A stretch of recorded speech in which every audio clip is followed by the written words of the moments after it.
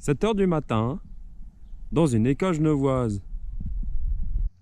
Comme tous les matins, cet enseignant va préparer ses leçons en avance. Ce matin, cet enseignant a prévu un programme particulier pour ses élèves. Bienvenue dans ma classe. Classe un peu tôt, mais j'ai pas mal de choses à préparer pour une leçon avec la bande dessinée. Donc j'ai pas mal de matériel. Donc voilà, faut que je me dépêche parce que les élèves, ils ne vont pas tarder à arriver.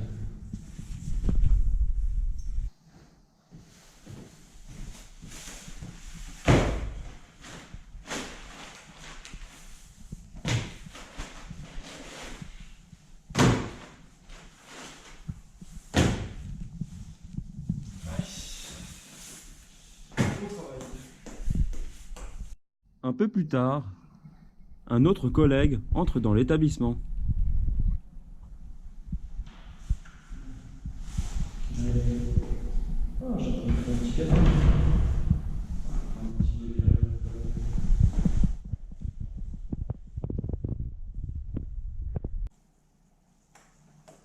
Salut Thibaut, on va prendre un café? Eh ben, j'ai pas le temps. Depuis 7 heures que je suis là. Je suis en fond en train de travailler sur le support de la bande dessinée. Je vais faire ça ce matin avec mes 7P, mais. Attends, Je suis trop. tu travailles sur papier encore? Ouais? Je fais sur quoi? Sur une tablette maintenant. Non, mais je peux pas utiliser ça, les élèves, c'est trop compliqué. Mais bien évidemment, ça fait partie du père. Ah bon? Mais évidemment, les Les technologies objectifs. numériques. Ça te dit rien? Non, ça fait longtemps que j'ai pas ouvert le père, mais je crois pas qu'il y avait ça dedans. Pour aller bien, je vais t'expliquer, on prend un petit café chez Spoku, tu verras, ça sera hyper rapide. Bon, mais rapide alors, parce que là. Allez, fais-moi confiance, on y va. Ok, bon. Pour utiliser Pixton, allez sur pixton.com, puis créer un compte éducateur. Pour créer une activité, vous pourrez partir d'une activité préconçue proposée par Pixton. Ou alors, vous aurez la possibilité de créer vous-même une activité en choisissant le nombre de personnages, les dialogues ainsi que les consignes à donner aux élèves.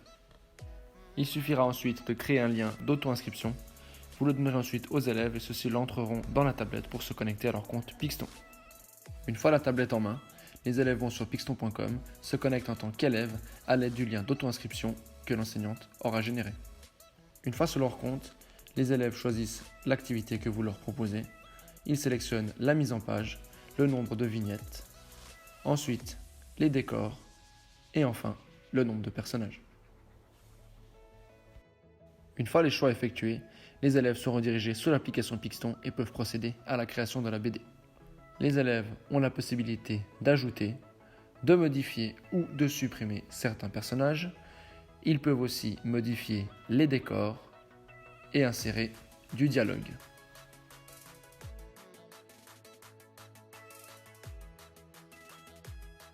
Une fois la bande dessinée terminée, ils n'ont plus qu'à valider leur projet. Les élèves seront alors redirigés sur le site internet Pixton, lequel leur proposera d'ajouter un titre à leur bande dessinée. Enfin, il ne leur restera plus qu'à soumettre le projet à l'enseignant. Ok, donc ouais, là j'ai assez bien compris ta vidéo explicative, mais pour mettre ça en place dans une séquence didactique, concrètement, tu fais comment? Je vais t'expliquer. Avant d'utiliser l'outil Pixton, l'enseignant aborde préalablement le support de la bande dessinée. Il introduit avec ses élèves les différentes caractéristiques qui composent ce support et les sensibilise au code d'écriture propre à ce support. Pour ce faire, une marche à suivre est directement disponible sur le site. L'enseignant a à disposition plusieurs projets simples disponibles sur le site qui permettent aux élèves de s'approprier l'application et de comprendre son fonctionnement. Après les premiers tutoriels simples réalisés, les élèves peuvent commencer à produire leur production personnelle. S'ensuit alors une première évaluation formative. Le rôle principal de cet outil est de permettre aux élèves de faire une bande dessinée en respectant les codes de ce support. En effet, les élèves auront leur propre travail qui ressemblera réellement à une bande dessinée, ou de moins, ce qui se rapproche fortement de ce que l'on peut trouver en commerce en termes de finition. Des parties théoriques sont nécessaires avant d'utiliser l'outil. Pour l'enseignant, il s'agit là d'un gain de temps et d'organisation. De plus, cela amène un aspect ludique au sein de la classe, une activité qui sort un peu de l'ordinaire. Cela suscite de l'intérêt chez les élèves et ainsi améliore leurs apprentissages. Ah ouais, ok.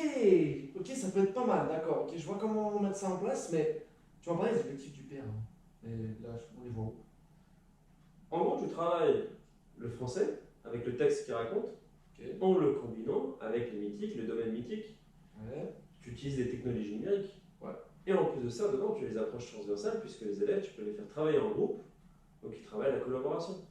Ok. Et la communication, du coup. Évidemment, bien sûr. Ok. Ah, j'aime bien, tu m'as conquis là, je suis satisfait. Et en plus de ça, tu gagnes du temps. Ça, c'est indéniable. Ok.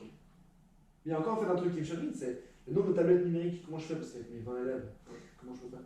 Alors évidemment, suivant les écoles, tu as peut-être plus ou moins de tablettes numériques, mais dans le cas où tu as besoin de tablettes numériques, tu peux demander au service école média, ils peuvent t'en prêter. Ok, il faudra que je les appelle au plus vite. Par contre, là, du coup, on n'a rien préparé. Mais c'est quelle heure? Les élèves!